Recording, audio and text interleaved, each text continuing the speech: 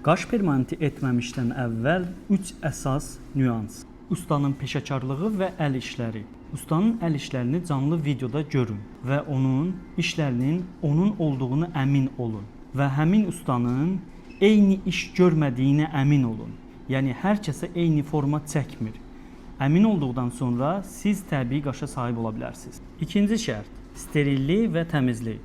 Ustanın alətləri sterilizasiyadan keçməlidir və ustanın istifadə etdiyi bütün iynələr bir dəfə istifadə olunan iynələr olmalıdır.